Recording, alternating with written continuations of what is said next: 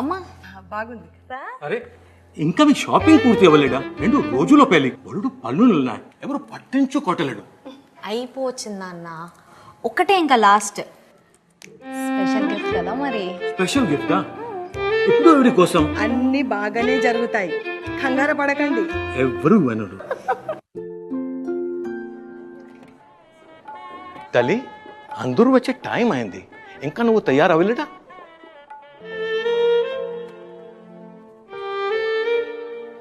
ఏమైందమ్మా? నాన్న, ఇది మీకోసం. కానీ ఇప్పుడు స్పెషల్ గిఫ్ట్ నాన్న. 25 సంవత్సరాలు నన్ను ఎంతో బాగా చూసుకున్నందుకు. గత 25 సంవత్సరాల నుండి మేము మీ అనుబంధాలని అర్థం చేసుకుంటూ వస్తున్నాం.